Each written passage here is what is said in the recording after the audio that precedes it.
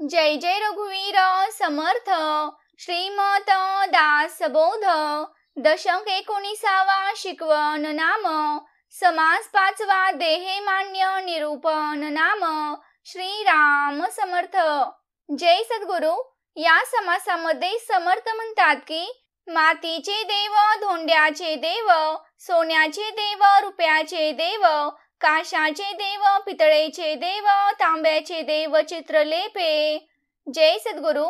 समर्थ म्हणतात की या जगामध्ये देवांचे अनेक प्रकार आहेत। त्यामध्ये मातीचे देव आहेत, धोंड्याचे देव आहेत, सोन्याचे देव आहेत, रुपयाचे देव आहेत, काशाचे देव आहेत, पितळेचे देव आहेत, तांब्याचे देव आहेत आणि गंधाच्या लेपाने चित्ररूपी देवाचे प्रकार आहेत। रुवीच्या लाकडांचे देव, पोवळ्यांचे देव, बाण तांदळे नर्मदे देव, शालिग्राम काश्मीरी देव, सूर्यकांत सोमकांत। समर्थ म्हणतात की याशिवाय रुईच्या लाकडाचे देव, पोवळ्याचे देव, बाण तांदळे नर्मदे देव, शालिग्राम काश्मीरी देव तसेच सूर्यकांत आणि सोमकांत असे देव आहेत। ताम्रनानी हेमनानी कोणी पूजिती देवार्चनी, चक्रांगीत चक्रतीर्थाहुनी घेऊन येते।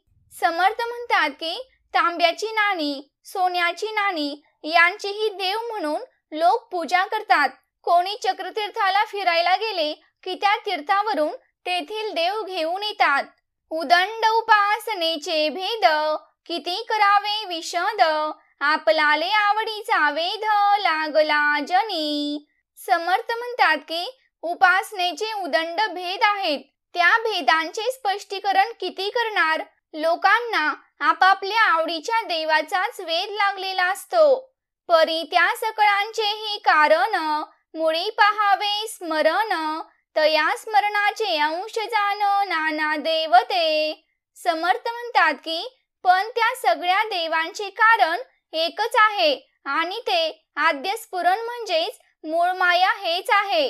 त्या स्मरणाचे अंश म्हणजे वेगवेगळी दैवते आहेत।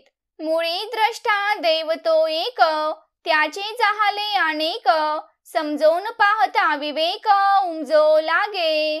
समर्थ म्हणतात की मुळात द्रष्टा देव एकच आहे, त्याचेच अनेक देव झाले। जर आपण विवेकाने नीट पाहिले ते आपल्याला उमजू लागते। देहा वेगळी भक्ती फावेना, देहा वेगळा देव पावेना, या कारणे मूळ भजना देहेची आहे। समर्थ म्हणतात की या देहाशिवाय भक्ती करता येत नाही, देहाशिवाय देव पावत नाही, म्हणून भजनाचे मूळ हा देहच आहे। देहे मुळींच केला वाव, तरी भजनासी कैंचा ठाव, म्हणून भजनाचा उपाव देहात्मयोगे।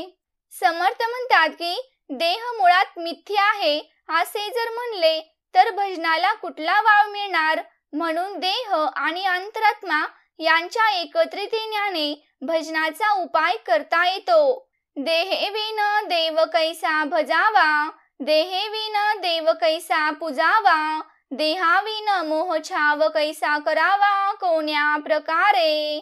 समर्थ म्हणतात की या देहाशिवाय देवाचे भजन कसे करावे, देहाविना देव कसा पूजावा, या देहाशिवाय त्या देवाचा महोत्सव कसा आणि कोणत्या प्रकारे करावा।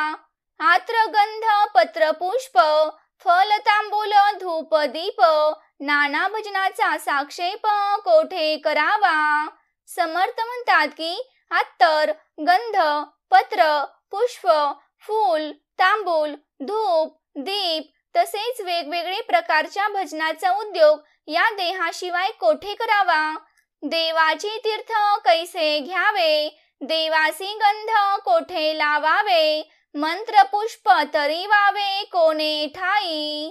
समर्थ म्हणतात की देवाचे तीर्थ कसे घ्यावे, देवाला गंध कोठे लावावे, देवाला मंत्र पुष्प तरी कुठे वाहावे, मनोनी देहाविन आडते, अवघे सांकडेंची पडते, देहाकरिता घडते भजन काही। म्हणून समर्थ म्हणतात या देहाशिवाय सर्व काही आडते, सर्व कोडेच पडते। या देहामुळेच काही ना काही भजन घडते. देव देवता भूते देवते, मुळींचे सामर्थ्य आहे तेथे. अधिकारे नाना देवते भजत जावी. समर्थ म्हणतात की देव, देवता, भूते, देवते या सर्वांच्या ठिकाणी मूळ मायेचे, त्या ईश्वराचे सामर्थ्य आहे. योग्यतेप्रमाणे वेगवेगळे दैवते भजत जावीत. नाना देवी भजन केले, ते मुळी पुरुषासी पावले. या कारणे सन्मानिले पाहिजे सकळ काही. समर्थ म्हणतात की वेगवेगळ्या प्रकारच्या देवांचे भजन केले तरी ते मूळ ईश्वरालाच प्राप्त होते. म्हणून सर्वच देवतांचा सन्मान केला पाहिजे. मायावल्ली फांपावली, नाना देहे फळी लगडली. मुळींची जाणीव कळो आली फळामध्ये. समर्थ म्हणतात की मायारूपी वेल ही फोफावली असून नाना देहरूपी फळांनी ती लगडली आहे. मूळची जी जाणीव फळांमध्ये सुद्धा दिसून येते. म्हणून येळील न करावे, पाहणे ते येतेंची पाहावे. टाळा पडता राहावे समाधाने. समर्थ म्हणतात की म्हणून कंटाळा करू नये. जे काही पाहायचे असेल ते येतेच पाहावे. अनुभव आला की समाधानात राहावे.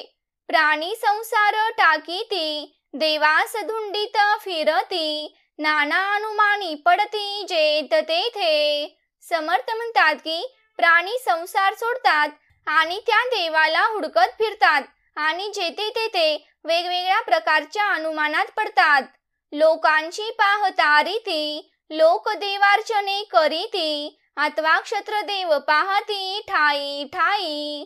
समर्थ म्हणतात की लोक एकमेकांची पद्धत पाहून, एकमेकांच्या रीतिरिवाजी पाहून देवतार्चन करतात किंवा जागोजागी त्या क्षेत्रातील देव पाहतात. अथवा नाना अवतार, एकोणी धरिती निर्धार. परिते अवघे सविस्तर होऊन गेले. समर्थ म्हणतात की अथवा नाना अवतारांच्या विषयी ऐकून ते देवत्वाचा निर्धार करतात, पण ते सर्व अवतार येऊन सविस्तर चरित्र करून होऊन गेले. एक ब्रह्मा विष्णू महेश, एकोन म्हणती हे विशेष. गुणातीत तो जगदीश, तो पाहिला पाहिजे. समर्थ म्हणतात की कुणी ब्रह्मा, कुणी विष्णू तर कुणी महेश यांच्याबद्दल ऐकून त्यांना विशेष महत्त्व देतात, पण गुणातीत तो जगदीश त्याचा शोध घेऊन त्याला जाणले पाहिजे. देवासी नाही थान मान, कोठे करावे भजन. हा विचार पाहता अनुमान होत जातो. समर्थ म्हणतात की देव निराकार आहे, म्हणून त्याला निश्चित ठाव ठिकाणा नाही. म्हणून भजनही करता येत नाही असे समजाल तर तुम्ही घोटाळ्यात पडाल.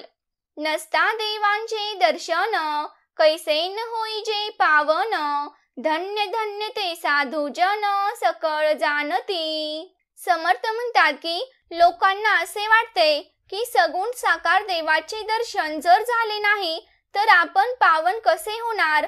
पण खरा देव कोण हे सर्व रहस्य साधू मंडळी जाणतात, म्हणून ते खरोखर धन्य आहेत. भूमंडळी देव नाना, त्यांची भीड उल्लंघेना. मुख्य देव तो कळेना काही केल्या. समर्थ म्हणतात की या जगामध्ये अनेक देव आहेत, त्या देवांची गर्दी ओलांडून पलीकडे जाता येत नाही. त्यामुळे मुख्य देव कोण आहे हे काही केल्या कळत नाही. कर्तृत्व वेगळे करावे, मग त्या देवासी पहावे. तरीच काही एक पडे ठावे गौप्य गुह्य. समर्थ म्हणतात की मीपणाच्या त्यागाने कर्तृत्व वेगळे करावे आणि मग त्या देवाला पहावे. मग त्यातील गुप्त रहस्य काय आहे हे थोडेफार कळू लागते. ते दिसेना ना भासेना, कल्पांतीही नासेना. सुकृता वेगळे विश्वासेना तेथे मन. समर्थ म्हणतात की ते दिसत नाही ना भासत नाही आणि कल्पांतीही ते नाश पावत नाही, पण पूर्व पुण्याई असल्याखेरीज तेथे मनाचा विश्वास बसत नाही. देवावर विश्वास बसण्यासाठी आपली पूर्वपुण्याई असावी लागते. उदंड कल्पिते कल्पना, उदंड इच्छिते वासना. अभ्यंतरी तरंग नाना उदया ते पावती. समर्थ म्हणतात की मग आपल्या मनात वेगवेगळ्या कल्पना येतात. उदंड वासना, इच्छा ह्या मनामध्ये निर्माण होतात. अंतःकरणामध्ये वेगवेगळ्या तऱ्हेचे विचार तरंग निर्माण होत जातात. म्हणून कल्पना रहित तेची वस्तू शाश्वत. अंत नाही म्हणून अनंत बोलिजे तया. समर्थ म्हणतात की म्हणून कल्पना रहित जी वस्तू आहे ते शाश्वत ब्रह्म आहे. त्याला अंत नाही म्हणून त्याला अनंत असे म्हणतात. हे ज्ञान दृष्टीने पाहावे, पाहोनी तेथेची राहावे. निजध्यासे तद्रूप व्हावे, संग त्यागे. समर्थ म्हणतात की हे सर्व ज्ञान दृष्टीने पाहावे आणि तेथेच राहावे आणि मीपणा सोडून निधिध्यासाने तद्रूप व्हावे. नाना लीळा नाना लाघवे, ते काय जाणीजे बापुड्या जीवे. संत संगे स्वानुभवे स्थिती बाणे. समर्थ म्हणतात की अशा आत्मरूपाशी ऐक्य पावलेल्या पुरुषाच्या लीला, त्याचे चरित्र, त्याचे लाघव ते बिचाऱ्या सामान्य जीवांना कसे आणि काय कळणार. जर संताच्या संगतीने आत्मानुभव आला की अशी स्थिती प्राप्त होते. ऐसी सूक्ष्म स्थिती गती, कळता चुके अधोगती. सद्गुरूचे निसद्गती तात्काळ होते. समर्थ म्हणतात की अशी सूक्ष्म स्थिती आणि गती प्राप्त झाली की आपल्यामधील अधोगती चुकते. सद्गुरूंच्या कृपेने तात्काळ लगेच सद्गती प्राप्त होते. थोडक्यात या समासामध्ये समर्थांनी मानवी जीवनाचे म्हणजेच या देहाचे वर्णन केले आहे. मनुष्याच्या जीवनात एक प्रवृत्तीपर आणि दुसरा निवृत्तीपर असे दोन मुख्य दृष्टिकोन आढळतात. प्रवृत्तीपर माणसाला या दृश्य जगामध्ये सर्व काही खरं वाटत असते, पण निवृत्तीपर माणसाला नेमके या उलट म्हणजेच ते मिथ्या वाटत असते. मानवी जीवन हे या दोन्ही प्रवृत्तीच्या योग्य मिश्रणाने तयार होत असते.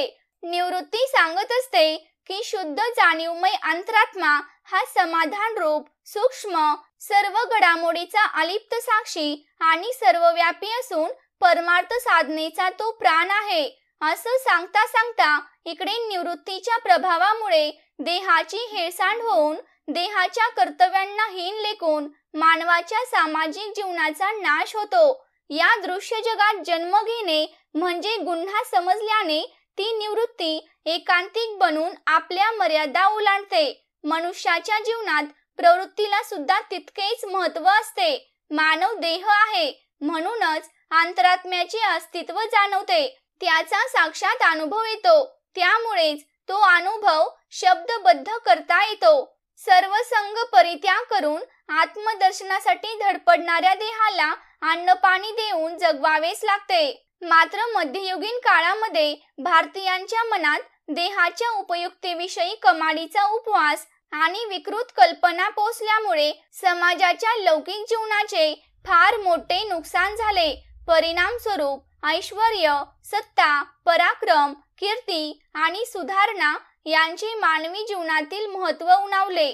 त्यामुळे ज्ञानाच्या विविध शाखातील एकनिष्ठपणे होणारी उपासना बंद पडून आतोनात नुकसान झाले. श्री समर्थांनी संपूर्ण भारतभर प्रवास करून ही शोचनीय अवस्था अनुभवली.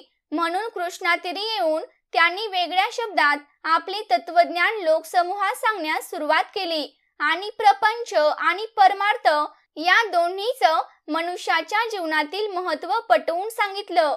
ज्ञान दृष्टीने सद्वस्तूचे रूप पाहून निजध्यासाने तिच्याशी तद्रूप कसे व्हावे याचे मार्गदर्शन करून लोकांना नेटक्या प्रपंचासह परमार्थ करायला शिकवले.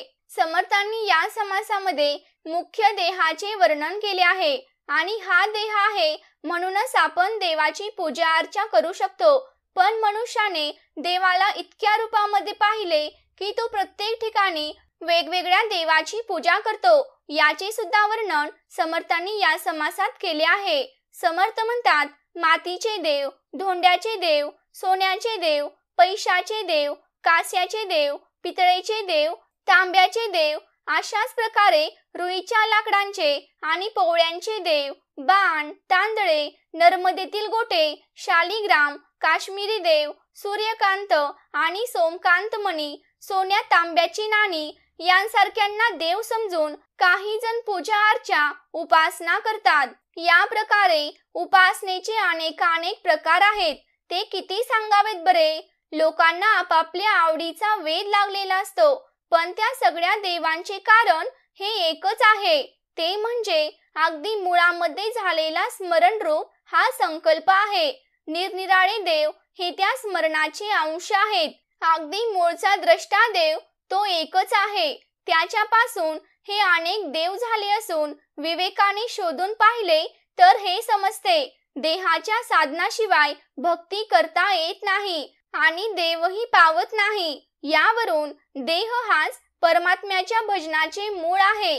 देहाला जर संपूर्ण मिथ्या मानले तर मग भजनाला ठाव कुठून असेल. देहात्मयोग म्हणजे अंतरात्म्याचा देहाशी संयोग घडतो, म्हणून माणूस भजन करू शकतो. या देहाशिवाय देव कसा पूजावा, देहाशिवाय महोत्सव तरी कसा आणि कोणत्या प्रकारे करावा. अत्तर, गंध, पत्र, पुष्प, फळ, तांबूल, धूप, दीप आणि अनेक प्रकारचे भजनाचे उद्योग कोठे आणि कसे करावेत. या देहाशिवाय देवाचे तीर्थ कसे घ्यावे, देवाला गंध कोठे लावावे, मंत्र पुष्प तरी कोठे वहावे. याप्रमाणे या देहाशिवाय सर्वत्र आडून बसते, मोठी अडचणच होऊन बसते.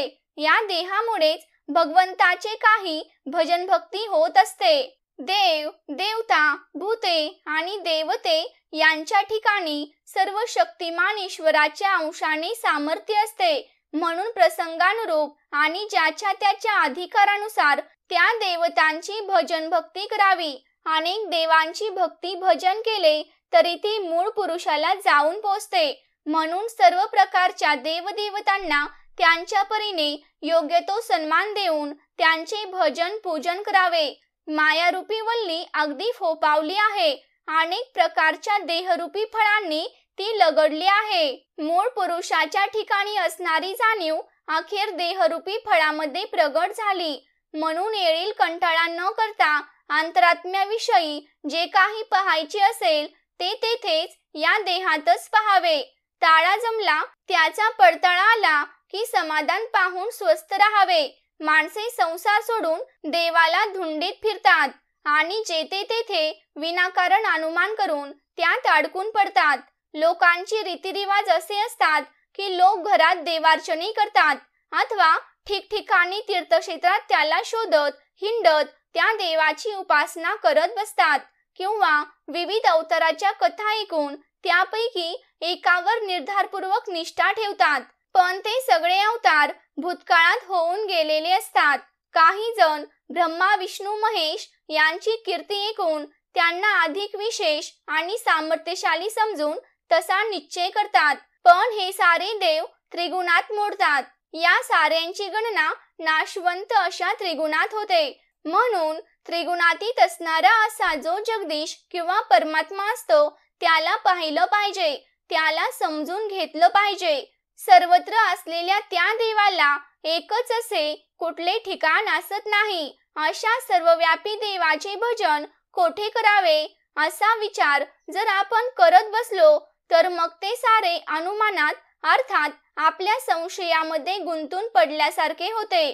जर देवाशी दर्शन झाले नाही तर पावन कसे होणार याचा अर्थ असा भ्रामक विचार आपल्या मनात येत राहतो.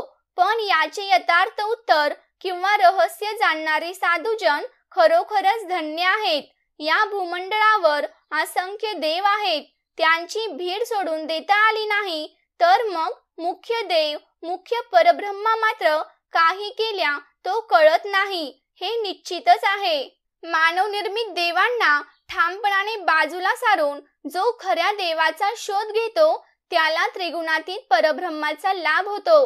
हा अत्यंत महत्वाचा प्रखर विचार श्री समर्थांनी या समासामध्ये अगदी ठामपणाने सांगितला आहे. विचारांच्या कक्षेत वावरणाऱ्या नास्तिक माणसास म्हणूनच प्रत्यक्ष परब्रह्माचा अनुभव येत नाही. श्री समर्थांना तो अनुभव होता. हाच या दोघांमधील मोठा फरक आहे. आपण स्वतः अहंकाराने कर्तेपणाच्या भूमिकेत असतो. देवाचे कर्तृत्व पाहण्यासाठी सूक्ष्म ज्ञानदृष्टी असावी लागते. म्हणून आपण आपले कर्तेपण बाजूला सारावे, म्हणजेच त्या देवाला पाहता येते.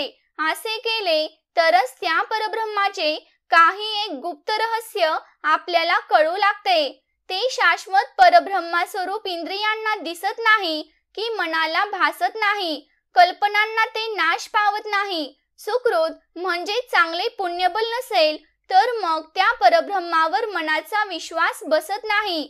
त्या परब्रह्मावर मनाचा विश्वास बसण्यासाठी आपले गेल्या जन्मीतील पुण्य असावे लागते. माणसाच्या मनात असंख्य कल्पना येत असतात.